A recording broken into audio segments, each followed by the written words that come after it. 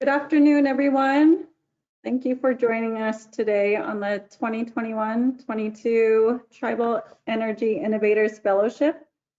The title of the webinar is A Year as a Tribal Energy Innovator. So we're real excited to be able to highlight each one of our fellows.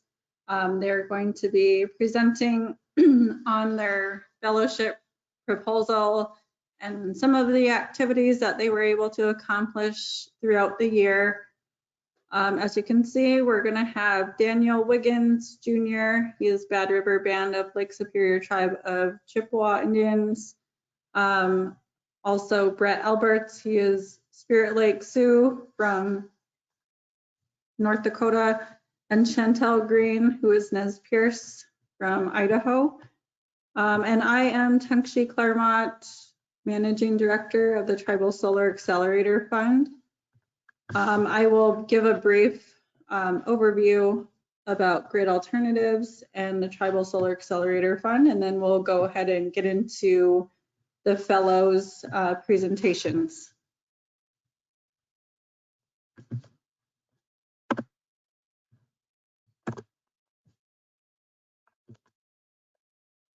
Just a few housekeeping items.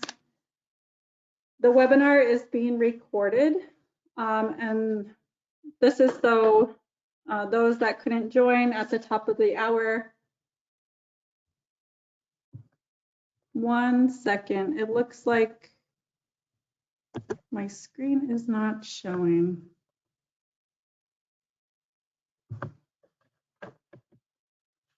Sorry about that, folks. I didn't realize my screen wasn't projecting the slide. So I'll just return to the home page real quickly.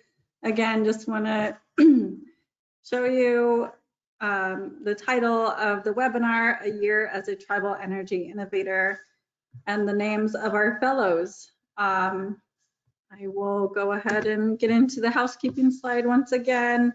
The webinar is being recorded so that we can produce it on our YouTube channel as well as on our website for those who are interested in learning more about the fellowship presentations but weren't able to join us today. All participants will be on listen-only mode, and we will be monitoring the questions panel for additional questions that may be asked throughout the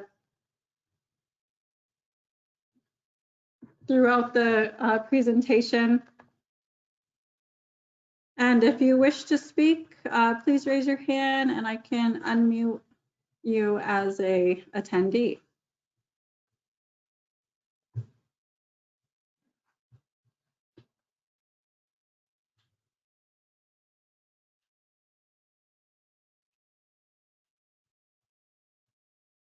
One second, it looks like I'm having a little bit of technical difficulties. Let me figure this out.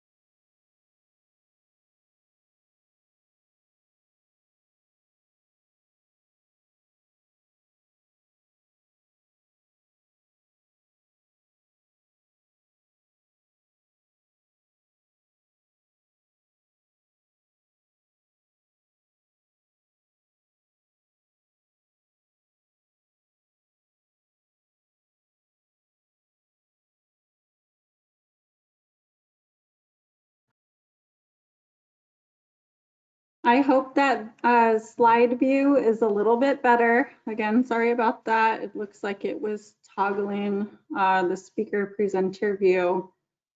So I would like to go ahead and continue on with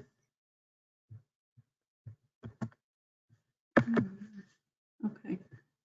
There we go. I hope you're all seeing what's displayed on my computer, which is the Grid Alternatives mission, vision, history, impacts to date, and information about our National Tribal Program. So again, I'd like to just give a brief background, a snapshot about Grid Alternatives. Our mission is to build community-powered solutions to advance economic and environmental justice through renewable energy. We envision a rapid, equitable transition to a world powered by renewable energy that benefits everyone. So just a little bit about kind of the history of GRID. It was founded during the 2001 California energy crisis by Erica Mackey and Tim Sears, who are two engineering professionals who are implementing large-scale renewable energy and energy efficiency projects for the private sector. The idea that drove them was simple: free, clean electricity should be available to everyone.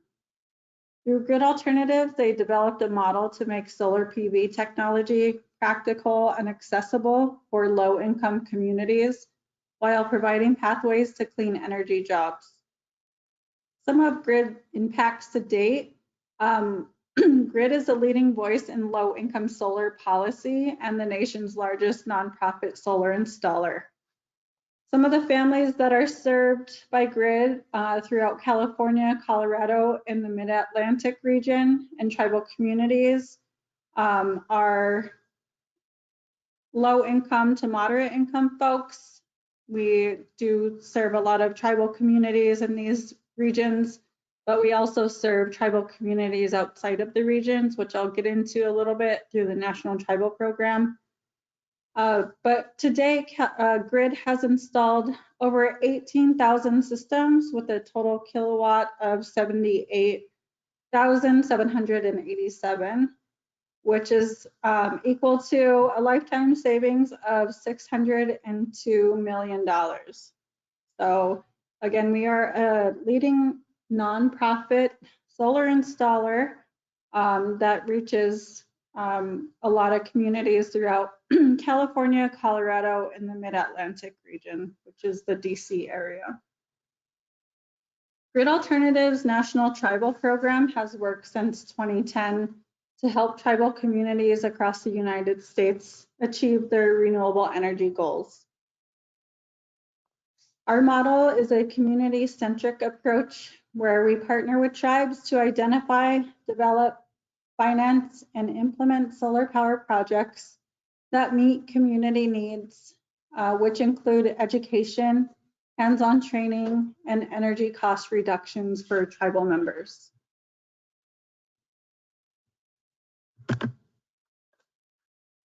The Tribal Solar Accelerator Fund is a almost 4-year program within Grid Alternatives.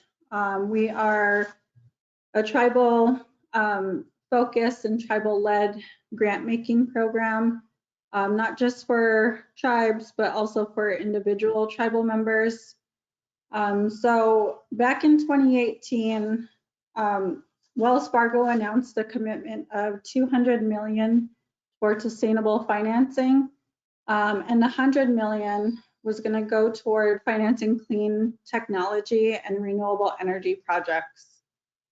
Wells Fargo was a longtime funder of Grid Alternatives, and a handful of our existing tribal partners at that time reached out to Grid and wanted to understand how they could access this $100 million toward clean energy technologies. And from that point, it just really made sense to develop a program where tribes could, come to and access funding resources for their tribal projects, tribal solar projects. And from that time in 2018 to now, we have developed 4 different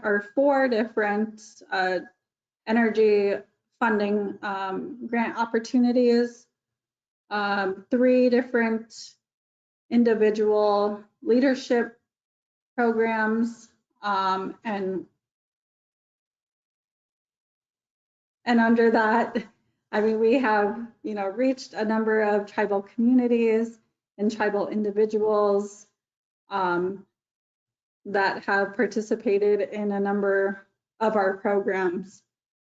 So a little bit about our mission and vision for Indian country is to transition to energy sovereignty that is educational, entrepreneurial, and completely renewable. And we aim to catalyze the growth of solar energy and expand solar job opportunities in tribal communities across the United States. The TSAF supports the growing potential of tribal leadership in energy and the renewable energy generation potential on tribal lands by providing grant funding for new solar demonstration projects, which include tribal facility and residential solar systems, community innovation grants, such as the fellowship program that you're listening to today, and scholarship support for tribal college and university students. Again, we have developed a number of new programs under the TSAF community.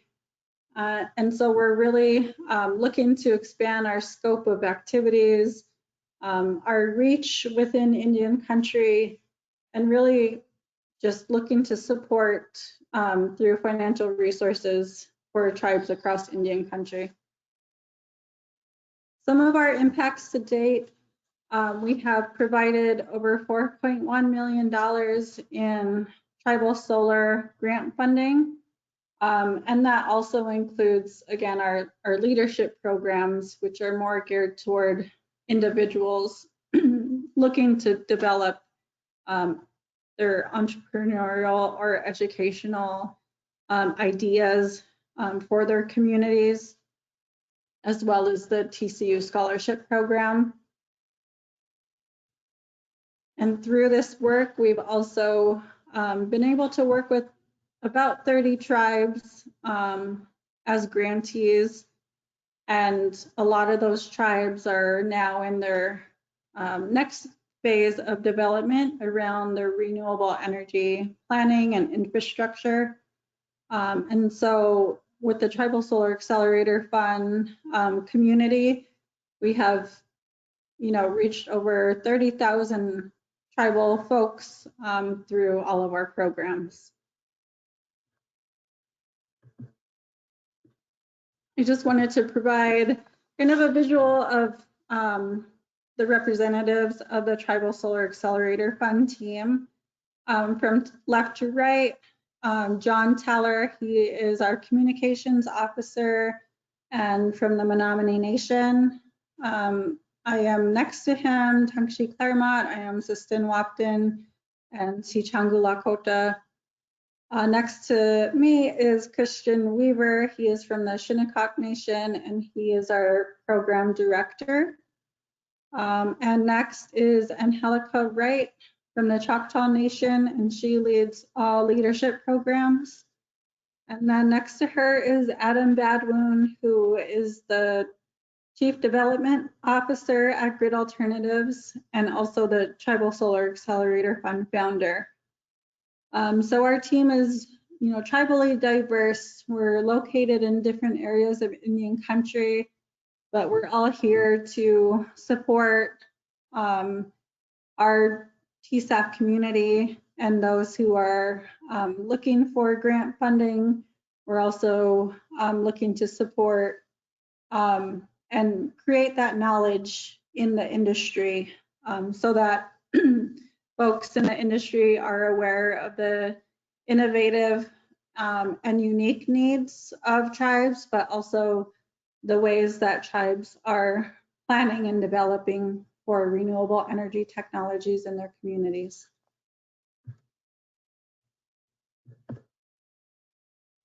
Just wanted to put some faces to the names. This is our Tribal Energy Innovator Fellows for the 2021-2022 year, from left to right. Daniel Wiggins of the Bad River Band of Ojibwe, Brett Alberts of the Spirit Lake Sioux Nation in Fort Taunton, North Dakota, and Chantel Green, who's a Nez Perce tribal member in Lapwai, Idaho.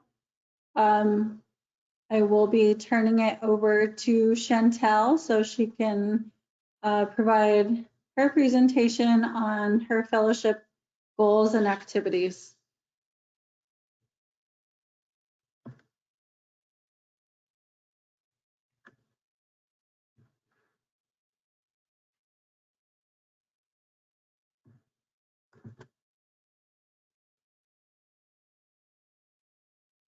Chantel, you can go ahead and unmute yourself and take it away. Okay, can you hear me?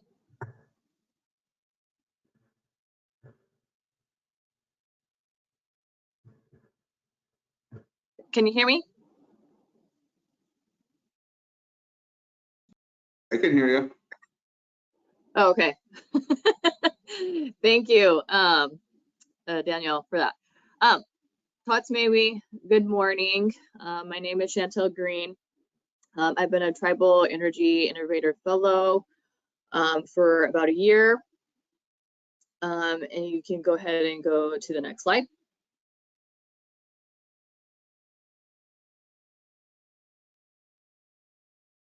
To introduce myself, who is Chantel Green. I am Nez Perce or Nimipu. I grew up in Lapwai, Idaho on the reservation, Nez Perce Reservation. I went to school and got my education. My undergrads are American Indian Studies with emphasis in environmental justice from Haskell Indian Nation University, and a health, sports, and exercise science degree as well, also from Haskell University. That's where I was introduced to renewable energy, the sustainability programs, and really gained an interest in sustainability work. I had a internship that was a sustainable research and mentoring program that led me to University of Colorado Boulder. From there, I was able to get connected with Grid Alternatives. And if you want to go ahead and go to the next slide.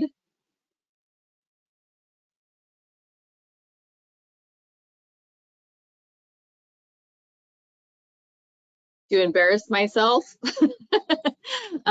this is during my undergrad, the National Science Foundation internship with Emerging Researchers, a STEM mentoring program on sustainable housing and engineering.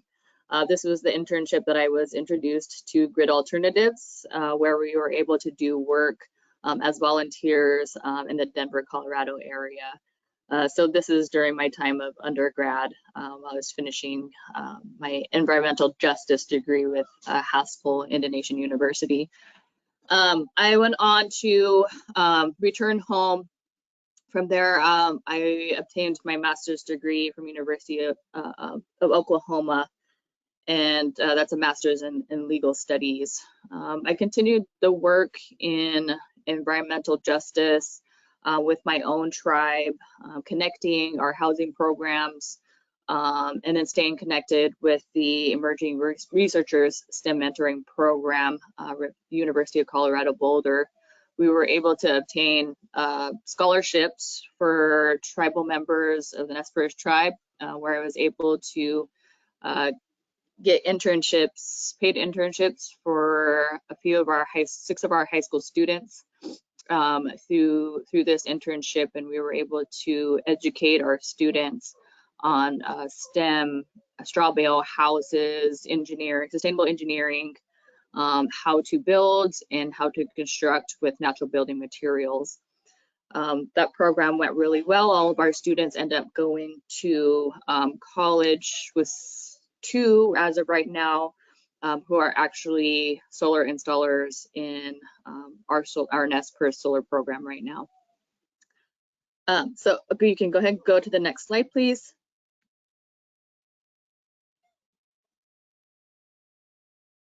What you have done during the time of this year worth of fellowship, I'm gonna go ahead and go to the next slide. Quite a bit has gone on during this program. Has been wonderful, one for connecting, networking, and then also being able to converse with other folks doing solar or renewable energy work. So during this last year, for my solar stuff, I was able to complete the Nez Perce Tribe Solar and Energy Initiative. And this was a $1.5 million project. We were able to shoot a video that has gone out. We now have a new video, which we don't have time. I can share the link to the new video that's gone out. But for this program and for this initiative, that included our wastewater treatment plant, our community center, and our Boys and Girls Club. And then along this project, we were able to add 2 Tesla Mega energy storage packs. Those are currently the Tesla Mega packs, just due to the pandemic and different things going on with energy storage and the power walls. Those took a little bit longer than anticipated for the project. But however, everything's been delivered and installed. We did come to a completion for this project. We did the solar and the Nez Perce Tribal Enterprise, which I was able to do the build design for our casinos. And those are now installed, and I can show photos of those of our pre-installation and then afterwards of what it looks like now. So we're pretty much into the point where those have been completely installed.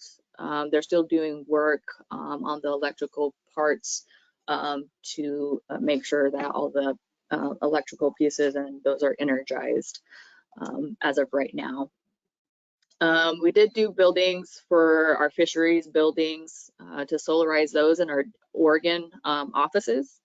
And we kind of ran into a few hiccups, and those end up being just structural for the buildings themselves. So that project, as of right now, is just on hold.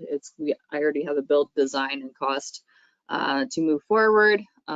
Just waiting on plans for those actual buildings, and then I can move forward with those ones. So for myself, it's been a pretty crazy year since this time last year. I found myself transitioning out from council, from our Nez Perce executive committee into a staff position, and then eventually coming into the decision that I need to develop my own personal company so that I can continue renewable energy projects, and not just solar, but also doing traditional ecological knowledge, sharing, and independent contracting. So I developed my own company in the meantime this year, and that's titled as Jejus, which means Green in Nez Perce, Green Energy LLC. So I had to do a lot of research for this kind of, my education is environmental, it's not in business. So I had to do a lot of partnerships and researching myself to get to the point where I am now. I worked with the Idaho Business Women's Association. I got a lot of assistance there. And we do have eternal programs, our CDFI programs. They also do tribal loans through them as well. I am completed with the logo design, and I'm at a point where I'm already, because I'm established, I already have independent contracts coming through my own company with outside organizations, both tribal and non-tribal.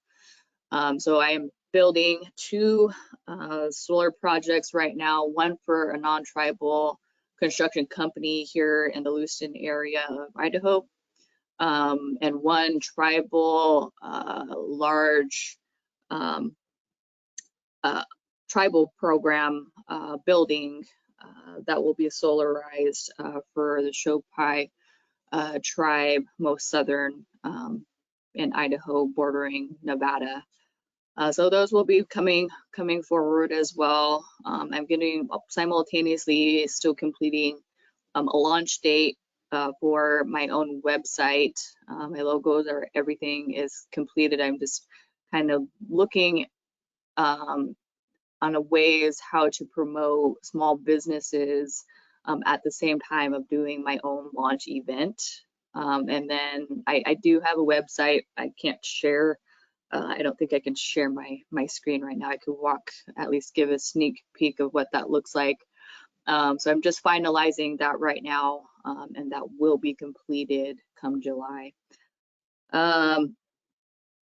So following, I'm also working with different partners for renewable energy projects, not just the solar, but we're also partnered with the Conservation Voters of Idaho, and just doing a ton of presentations as of right now.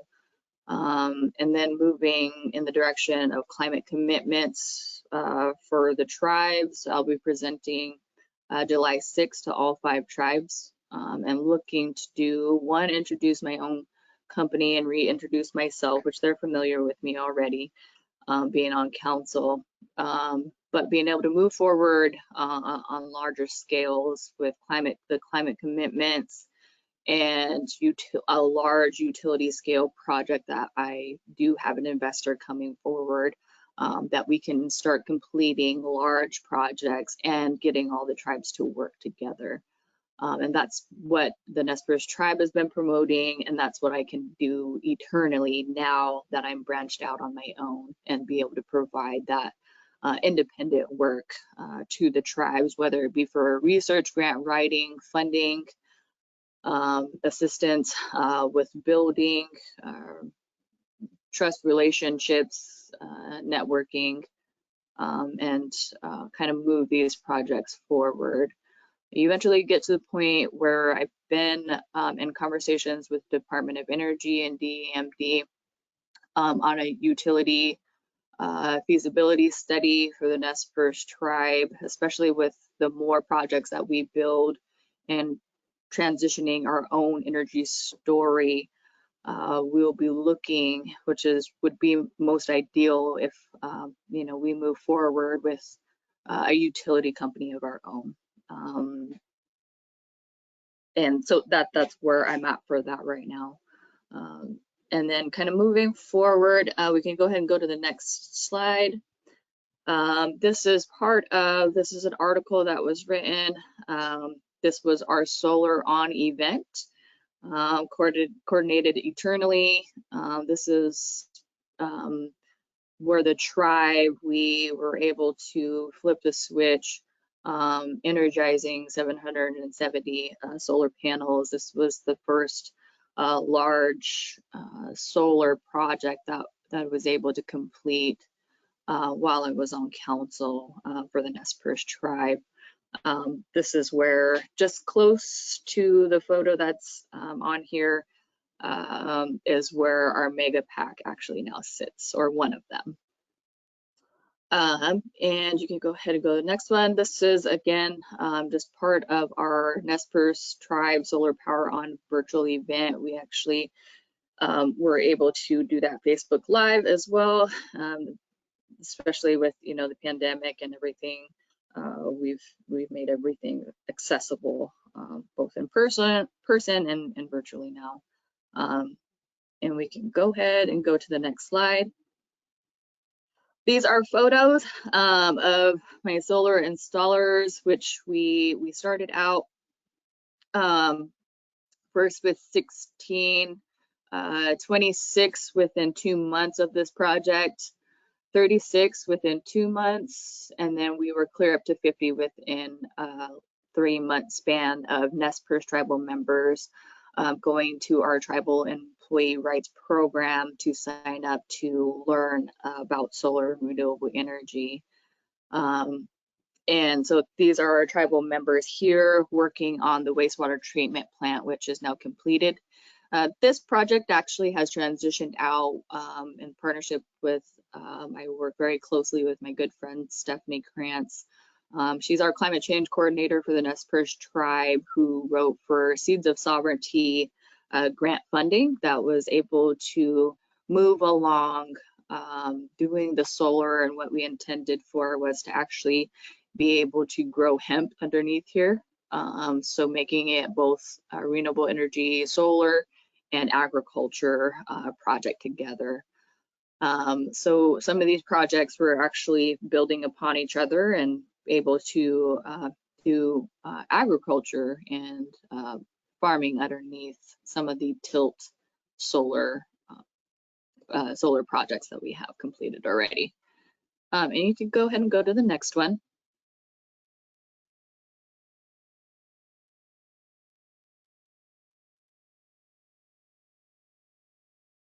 Again, here is just more of photos of our solar installers, which again, to emphasize, we started out with 26. We now have, which they've all completed all their certifications and courses that they needed. We now have 36 solar tribal installers that are certified. So this is some of our tribal members learning and installing, and then dealing with conduit for our Nez Perce projects. Can you go ahead and go to the next slide, please?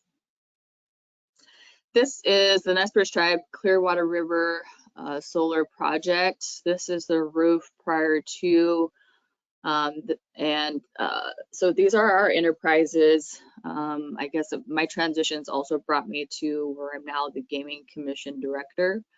So I oversee all of our enterprises, but this is the project I was able to bring. In the photo are the higher management for our Clearwater River Casino, including our executive officer, Nikolai Green.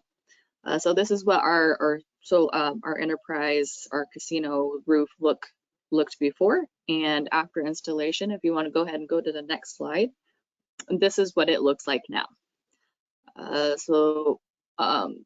They are now, all the installation is completed.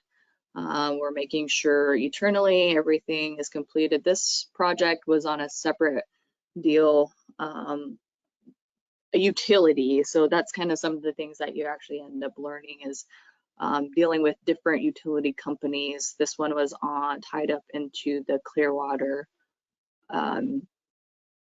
Power Company. So they're a lot smaller, so they were definitely a lot simpler to deal with. So it looks pretty different. I get a lot of questions on, what it will look like, and if it would make it, not look good anymore.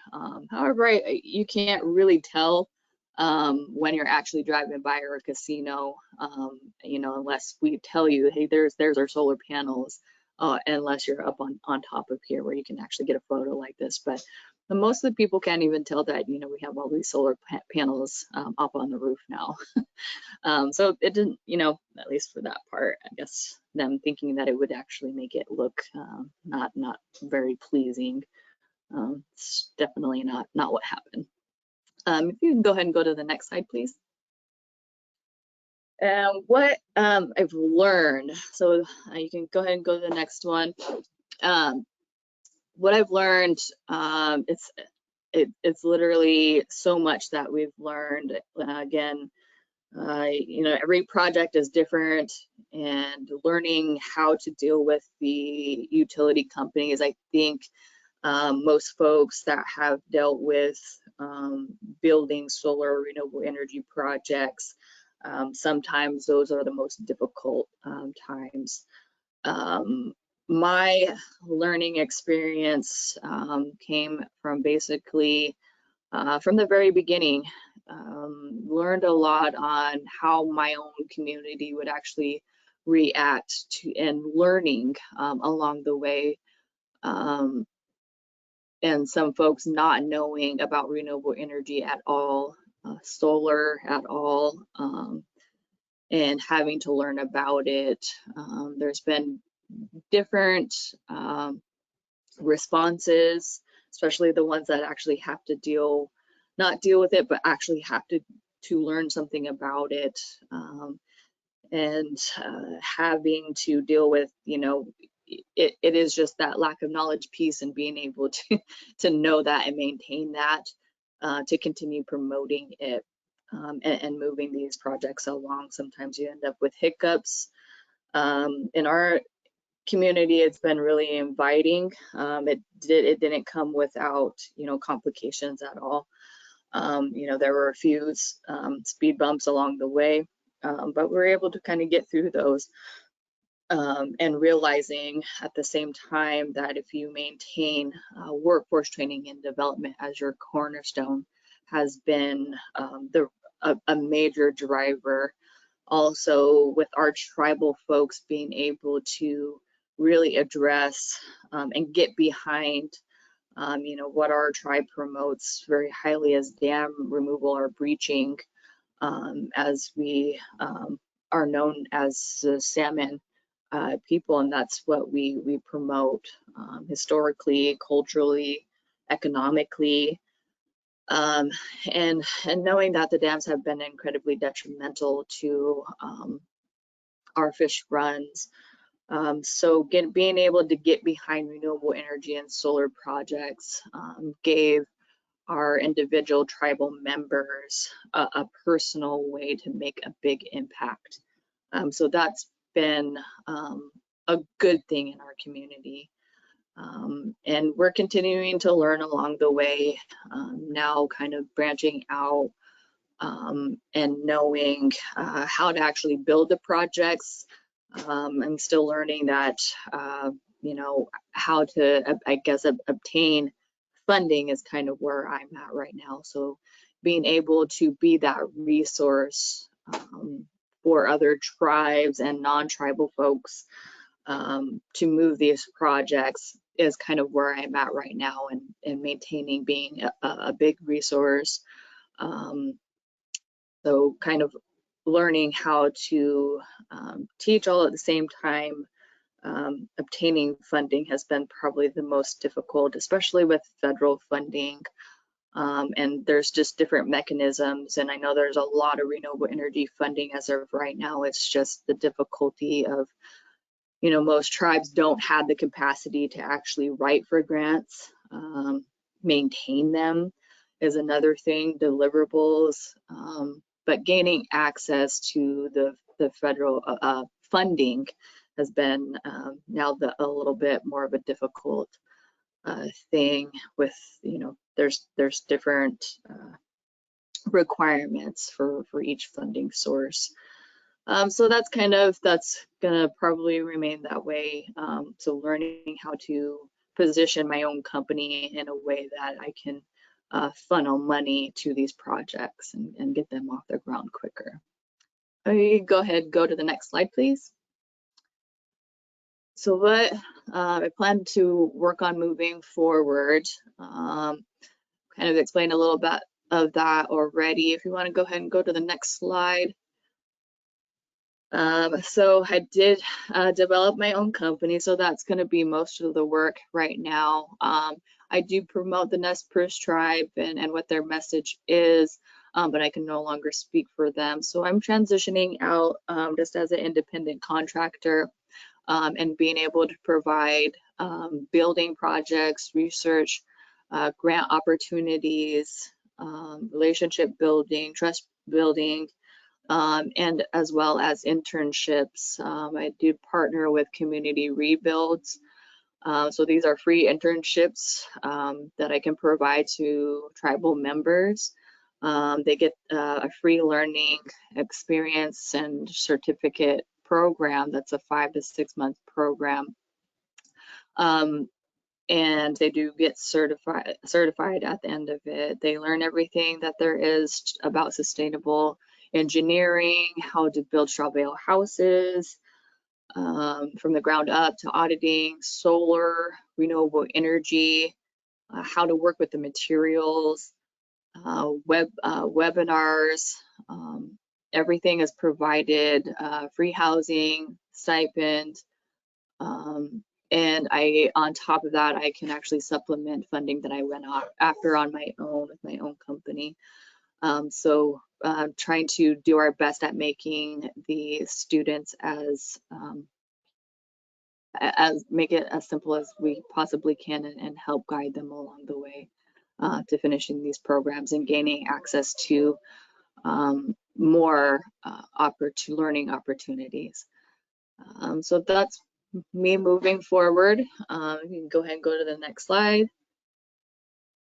So thank you for your time and work on renewable energy. I'm open and available for contracts and or just presentations or anything else moving forward. I definitely want to thank the Grid Alternatives program. I've been connected with them, like I shown, since 2012, 2013.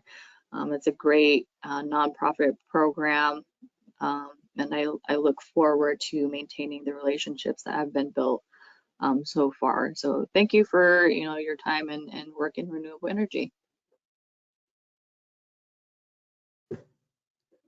Thank you, Chantel. That was a great overview, and we're just really proud to be able to support the work of, Chantel Green and her ideas and visions for her community. Next, I'd like to introduce Brett Alberts, who will be providing an overview of his fellowship year. Hello, everyone. I hope you're all having a good day. My name is Brett Alberts. I'm an enrolled member of the Spirit Lake Sioux tribe, which is one of the 5 federally recognized tribes of North Dakota. Currently, I'm a senior in the Environmental Science and Research Bachelor's Program at United Tribes Technical College. That's located in Bismarck, North Dakota. I'm also a full-time intern at the local USDA Agricultural Research Service. So I've previously graduated as a dual major with 2 associate's degrees. I have an associate's in pre-engineering and computer information technology as well. A little bit about myself: when I'm not in class or working, I like to spend time with my child, Mittens, which is my cat. Travel to different places I've never been, attempting to keep up my fitness by hiking, rollerblading, lifting weights, and working on vehicles when I have the money to. The picture there you see with the engine was probably one of my proudest moments when I swapped an engine myself during a winter break. So participating in different internships and programs is probably the reason why I'm here today. I'll share the most memorable or stressful experiences I've gone through. My first research project was on gene expression on mice brains. That was a whole lot because it was my first year in college. I didn't expect it. It was at the University of North Dakota Medical School. It was an 8-week program during the summer. A second experience is when I was the technical and team lead for the United Tribes rocket team, where we competed nationally. This was a 2-semester long extracurricular. During the 2018 winter break, I assisted in research for the Las Cruces Biological Station in Costa Rica. During this time, our team utilized GPS coordinations and river parameters to create the first maps of multiple streams in the jungles. And my most recent summer engineering internship was at Sandia National Laboratory in Albuquerque. This internship is what triggered my interest for solar energy. During my internship, I traveled with the Indian Energy interns to different reservations around the area, such as the Navajo Nation, a couple Apache tribes, and different Pueblo tribes as well. We talked to the tribal professionals at these reservations who worked in the energy department. During these trips, it provided a lot of insight to the relationships between utilities and tribal nations, as well as energy development on tribal land. Visiting with the different tribes made me aware of the importance and relationship between solar energy and sovereignty. So I first learned about the TSAP fellowship while helping on the solar roller, which is The solar roller is the college's solar trailer that's used to power the lights during our annual powwow. This led me to my introduction to Tongxi, and after talking about my research ideas with her, I applied for the fellowship. Initially, my research topic derives from dye-sensitized solar cells. I had learned about dye-sensitized solar cells when I had read an article online about a fabrication of a simple solar cell using powdered donuts and raspberries, which seemed really interesting because usually when you think of solar, you kind of think of, you always hear about how expensive it is to like actually set up your own solar system if you were to do it like at your home. I looked into it, and this diagram actually is a brief explanation on how that was done. The raspberries can actually be substituted with a variety of different organic sources, such as plant material or other fruits. And this is possible because of the compound anthocyanin, which gives the red, blue, and purple colors to different plants and fruits. So grapes, purple grapes, blackberries. That compound actually captures light and can be found in a lot of different things. So the simplicity of this solar cell sparked my interest in research, and I wanted to know the differences in power between, using different dyes. So I conducted more research, was reading different studies on these dye-sensitized solar cells, which is kind of a recent topic within the past 5 years, I had noticed. I formulated my own research question. That question is, what is the power output difference of dye-sensitized solar cells constructed using cherries, blueberries, and purple grapes as natural dye sources and operated under ambient light? After I formulated that question, it triggered more ideas and different questions, such as, is it possible to power small-scale electronics such as various IoT devices? And IoT devices are Internet of Things, so just different things around your house that provide power, small devices like in a building, the sensor that opens the doors up for you while you walk in, that type of stuff. Is it possible to add a storage component like a rechargeable battery, which would be beneficial to provide power to like things such as those doors in a business, so it doesn't have to use take power off the grid, which adds up eventually. And another question I had thought about was the local, if local agricultural waste if that can be used for different dyes. So living in North Dakota, it's a huge ag state. And I'd often wondered if, the waste that they get rid of after, harvesting their crops, can that be used to create dyes? That would make it a lot, cost efficient to create these types of solar cells. So I would like to have looked into the anthocyanin levels and see what the output would be from those. So this is where it kind of takes a turn. Although the topic is exciting, unfortunately, I did lose focus on this research for now. And I believe the main reason for this was the lack of a research leader or a research mentor. There's not too much, or that I know about anyways, solar going on in North Dakota. It kind of made me feel like I was alone on the project. The fellowship definitely helped, but as an undergraduate research student, it definitely helps to have a mentor or a research leader to learn how to conduct research. I do plan on continuing the research sometime in the future, though. So despite shifting my research focus during the fellowship, I learned so much from the fellowship. I realized that, asking the experienced fellows, at first I was kind of felt out of place because they had done a lot, as you'll see, they've done a lot of different things with solar, and I am just an undergraduate research student who's looking into the things. I haven't had much hands-on experience, so a lot of it's just questions and thoughts. but being able to ask them questions, it helps a lot in the learning process, because solar does kind of have a high curve when you're looking at, you know, the scientific articles and trying to learn about the whole process. So their insights are extremely helpful. Learning about I can't say this word. Philanthropy. Sorry.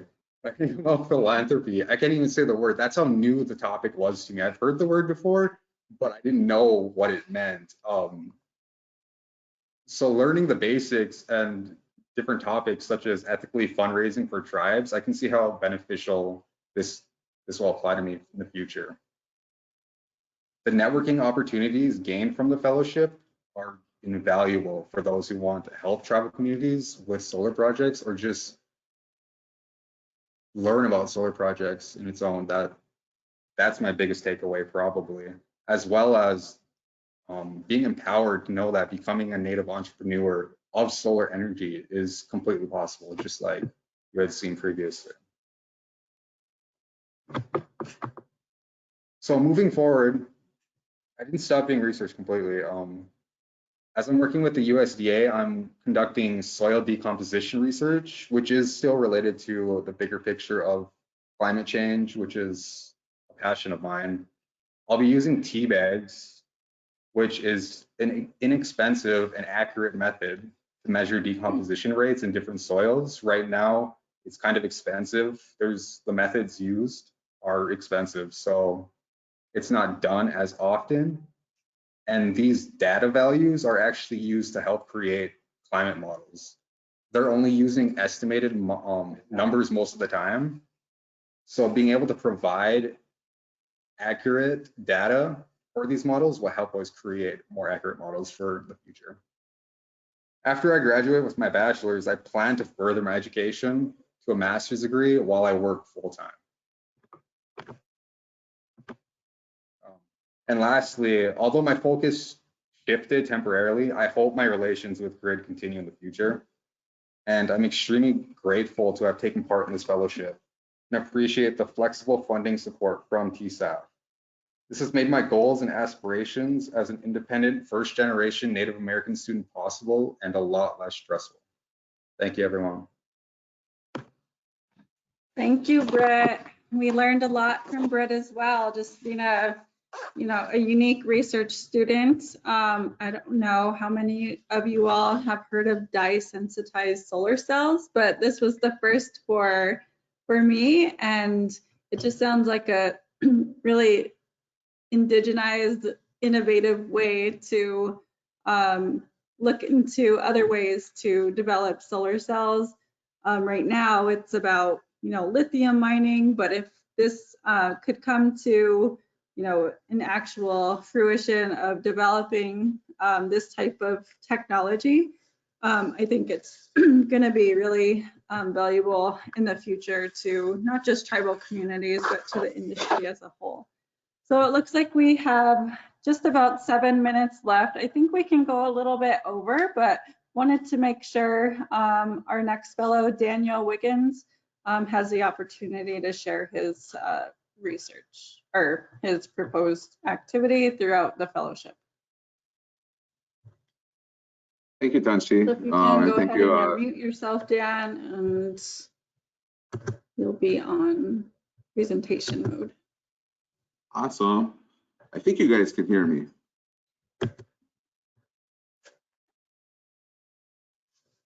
Can you guys hear me? We can hear you. Awesome. Apologize. Hello, my name is Daniel Wiggins Jr. I'm a Battle River Tribal member, and I work for the Battle River Tribe. Next slide. We'll go right into the next slide.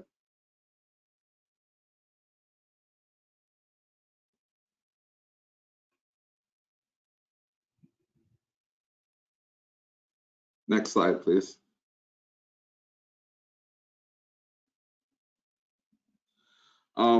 Again, I'm a Battle River Tribal member, so I'm the last fellow presenting today. I'm a Battle River Ojibwe tribal member. I've lived on the reservation for nearly 35 years. A little bit about my background is I did receive an associate's with an emphasis in renewable energy and energy efficiency. Then I became the MNRD quality technician. Shortly after that, the tribe felt I had some renewable energy experience and gave me oversight of renewable energy projects in 2017. Next slide. Some of the past energy projects, this is probably one of the places where Tanshi and the group probably heard from or heard about me. I've also heard about grid alternatives. So when we were applying for these projects, we were also watching what grid alternatives and TSAF and everybody was doing as well. In 2020, we implemented the USDA project where we installed 3 microgrids at the clinic, wastewater treatment building, and the administration building. The project installed over 500 kilowatts of solar with over 1,000 kilowatt hours of storage. In Wisconsin, this is the largest microgrid system in Wisconsin. It was commissioned in May of 2021. In 2019, just rewinding a little bit to get to that point, we did do some long-range planning. So looking beyond what the microgrids are going to be doing, we were looking at mini grids, but also how do the tribes reach that final end goal, which is the tribal utility authority. Even before that, we did strategic energy planning, and that really is a high-level view where it identifies specific energy goals for the tribe, highlights renewable energy resources that could work, and identifies stakeholders and partners. Those 2 documents in 2000 and 2019 really helped in obtaining the USDOE funds and really helps with identifying a pathway for the tribe that can work. Those plans are always amendable, and trust me, they always change as we get more information and data coming in. Next slide. One of the things I mentioned was the long-range energy plan. So this is just a little snapshot. We do have a report that goes into a little bit more details. But as you can see, the tribe is looking at a phased approach, using the microgrids as a starter point and really looking at how we can first interconnect additional loads, but also add more solar and more storage effectively. The end goal is one, to create a mini grid that can support the tribe through resiliency measures. So if we receive an outage from major weather events, we're going to be able to hopefully support not just tribal infrastructure, but maybe even residential and other infrastructure that might be valuable during an outage. Again, the end goal is really identifying what that tribal utility authority is. And I think that's really where TSAF and grids came in. And when there's going to be some questions about the fellowship. There was a lot of discussions, I think, around what tribal utility authorities mean to us and to other fellows. And next slide, we'll get into that discussion. This is just a picture of one of the microgrids that the group did get to see yesterday. So it was really exciting to finally showcase what the Bad River Tribe has done. I think a lot of people have seen virtual meetings and have seen a lot of pictures, but I think when you get up front and see the stuff in real life, it is really cool. A lot of technology, there's a lot of components, and you kind of get just a good feeling of the environment and what the tribe is trying to do. Next slide. Some of the specific fellowship activities we did, I'm going to provide a microgrid overview. So at the end of this, the Tanshi will be provided a couple brochures around not just what the project was, but how the project was financed and how tribes can finance projects. Some of the other things we did was the monthly meetings. These were very helpful to really vent and get some responses on maybe some of the issues that I was going through as a tribal planner. One of the things that I've noticed that'll come up later as well is we don't all do the same work for our tribes. Each tribal employee is kind of built a little bit different, tribal energy employee that is. And so it's really helpful to see how other tribes are approaching problems or obstacles. We've done some specific youth outreach and education. So some of the stuff that I've wanted to kind of emphasize with the fellowship is really working with youth. So we work with the Indian Arts and Science Summer Youth Shadowing and Tour Program, really where we just bring kids and expose them to the technologies. we have engineers, we have a lot of people on site that have built these systems and that are operating, and so it's really just introducing them and seeing if they have any interest in the technologies. I also did a Berkeley Lab virtual tour that should be available online. I should be able to provide a link to the attendees. And that really just is a very basic virtual online tour that goes over the systems. Again, we're going to help Bad River become a part of Emterra, which I did do that during the time of my fellowship, and then just continue education, attend other conferences, and continue to develop policies. Next slide. Again, what it's all about for me, I think one of the things I really did want to emphasize with my fellowship was, exposing more youth to these technologies. I think one of the benefits of microgrids is you have, you can have a cluster of technologies in one spot. So you're not just going to have solar panels, you're not just going to have batteries, you can have a combination of solar, wind, batteries, and really look at what other technologies might work.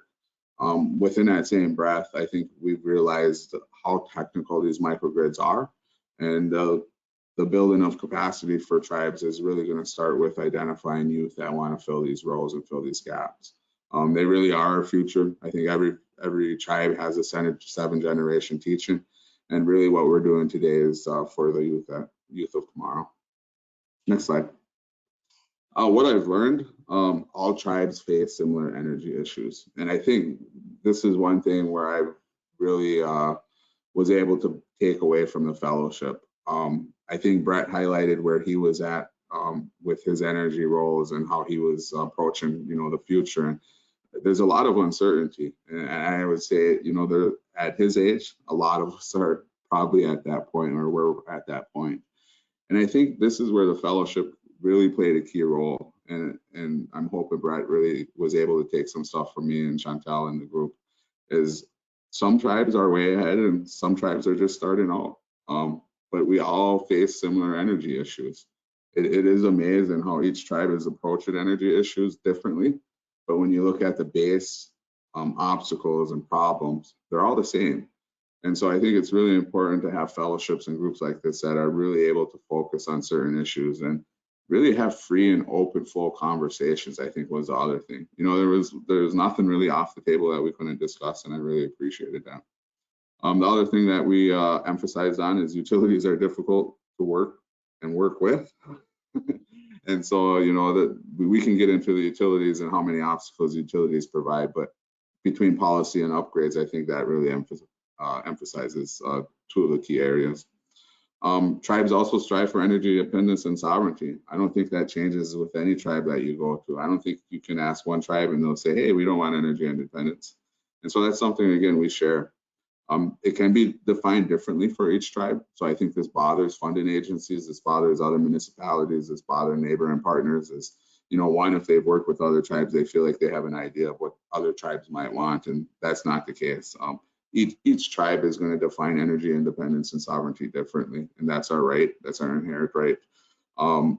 Just as an example, what Red Cliff considers as energy independence is way different than what Bad River's. Red Cliff is, I think, looking towards, becoming their own utility and creating their own energy, where, Bad River is probably approaching it from a policy perspective and looking at taking over a lot of that stuff. So that's just a snippet. We all have questions on energy planners' role. It's kind of what Brett was going on. No tribe has executed projects exactly the same. Some tribes do not have staff designated for energy, and some tribes have major programs and departments. And so taking what we can from those that have vast experience and, hopefully teaching others that need that knowledge.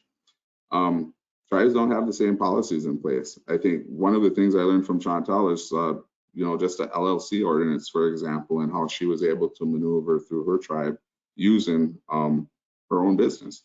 That was great. That's great knowledge for me to take back to my people and say, hey, these are options for you guys to still do renewable energy projects, but maybe not work for the tribe. Each tribe, and then finally, each tribe can still learn from each other on what projects work and what project can't. I think at the end of the day, the fellowship, provides at least that, we're seeing tribes be successful. We're seeing tribes overcome challenges, and I think that's the best thing that the fellowship can offer. Next slide. Moving forward, right now we are in the planning and development of a couple energy projects. We're looking to put solar on homes. We have 35 homes committed and funded and identified through the Focus on Energy program. So 35 homes will be getting solar on it this year. We're also identifying an additional 100 that we're going to put on a different utility and put solar on it. We're looking for funding for that project right now. We are looking at expanding our microgrid into a mini grid, and we have a feasibility study that should be first draft at least by the end of this month, and we should have a final draft by the end of the year. And then looking for utility upgrades to 3-phase. We need 3-phase lines to make sure we can put more renewable and solar projects out. And then always doing strategic energy planning. Always go back to the beginning parts of renewable energy and planning and development, and make sure that you're identifying goals over and over. As years go by and we learn more about renewable energy, goals will change. That's just the reality of it. Youth and young adult outreach and education, I'm going to continue to emphasize on that. The tribe has great programs, great youth programs that I can take advantage of, and I think that's a simple thing that we can do to make sure that the youth are being exposed. And then just for myself, continuing education. Us energy leaders in roles like this, we have to continue to stay on top of the game, on top of the technologies, and make sure that we're learning what's relevant today. So again, I'm emphasizing on the fellowship. I think the fellowship can play a big role in making sure a lot of tribal members are learning what's relevant. Next slide. Miigwech, thank you for your time. Again, my name is Daniel Wiggins Jr. and I'm from the Mishkazebe tribe, and look forward to many more discussions like this. And thank you for listening. Thank you, Dan. Thank you, Chantel. And thank you, Brett, for engaging in the year-long fellowship. And if you have any questions, you can direct them at programs@tribalsolar.org. You can also reach out to any one of the Tribal Solar Accelerator Fund staff. We do have the application up for the 2022-23 Tribal Energy Innovator Fellowship. So please visit tribalsolar.org and look at the fellowship tab. We just encourage, all folks, whether you're have very little knowledge about the industry or you're an expert in your community, to look to our programs to participate and engage in. As you can tell, we had a diverse set of fellows this year that came together and learned from one another, shared with one another. And I think that's what it's about, is kind of those takeaways that each one of them got, was that they learned and shared about their communities. And so it made for very good discussions, cohort discussions, as well as just individual calls that we were able to engage with that made this fellowship something that was valuable to not just the Tribal Solar Accelerator Fund, but to each one of our fellows. So again, thank you for attending, and please give us a call or an email, and we're happy to answer any questions you have. I hope everyone has a great rest of your week. Thank you.